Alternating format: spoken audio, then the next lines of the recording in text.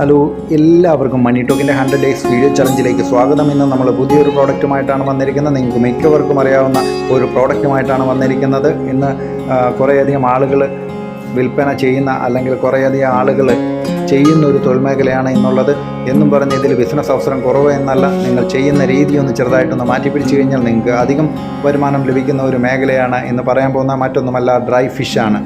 നിങ്ങൾ ഉദ്ദേശിക്കുന്ന dry fish നമ്മൾ ഉപ്പിട്ടിട്ട് ഡ്രൈ ആക്കുന്ന രീതിയിൽ ഫിഷിനെ സാധാരണ നമ്മൾ കണ്ടിട്ടില്ല, ഉണക്കമീൻ എന്ന് പറയുന്നത്. അത് ഉപ്പ് വെച്ചിട്ടാണ് നമ്മൾ സാധാരണ ഡ്രൈ ആക്കി എടുക്കുക, കേടാകാതിരിക്കാൻ വേണ്ടിയിട്ടൊക്കെ നമ്മൾ ഉണക്കിയെടുക്കുന്നത്.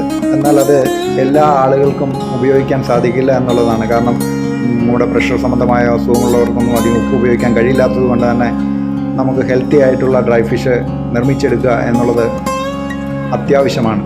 അങ്ങനെ നമുക്ക് ഡീഹൈഡ്രേറ്റഡ് ആയിട്ടുള്ള, നമുക്ക് ഡ്രയറിൽ ഉണക്കിയെടുക്കാൻ സാധിക്കുന്ന ഫിഷുകളുണ്ട്. നമുക്ക് ഡ്രയറിൽ ഉണക്കിയെടുക്കാം. ഉപ്പിടാതെ നമുക്ക് ഉണക്കിയെടുത്ത് അതിനെ പാക്ക് ചെയ്ത് വെക്കുകയാണെങ്കിൽ നിങ്ങൾക്ക് ഏറ്റവും അധികം വരുമാനം ലഭിക്കുന്ന ഒരു മേഖലയാണ് ഡ്രൈ ഫിഷിൻ്റെ ബിസിനസ് എന്ന് പറയുന്നത്. ഇതിന് നമുക്ക് ഇൻവെസ്റ്റ്മെൻറ്റ് ശകലം ആവശ്യമാണ്, കാരണം ഒരു ഡ്രയർ ആവശ്യമാണ്.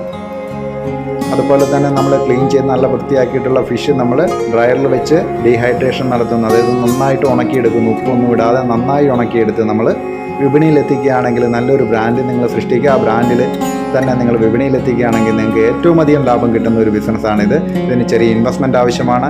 ഇത് നിങ്ങൾക്ക് പാർട്ട് ടൈം ആയിട്ട് ചെയ്യുക എന്ന് പറയുന്നത് ശകലം ബുദ്ധിമുട്ടാണ്. ഇത് ഫുൾ ടൈം ആയിട്ട് നിങ്ങൾക്ക് ചെയ്യാൻ കൊണ്ടു നടക്കാൻ കഴിയുന്ന ഒരു ബിസിനസ്സാണ്. അതുപോലെ തന്നെ നല്ല ലാഭം കിട്ടുന്ന ഒരു ബിസിനസ് മേഖല കൂടിയാണ് ഡ്രൈ ഫിഷ് നമ്മൾ ഉപ്പില്ലാതെ ഉണക്കിയെടുക്കുക എന്ന് പറയുന്നത്. അപ്പം നമുക്ക് മറ്റൊരു ദിവസം മറ്റൊരു വീഡിയോയിൽ കാണാം. അതുവരേക്കും എല്ലാവർക്കും നന്ദി, നമസ്കാരം.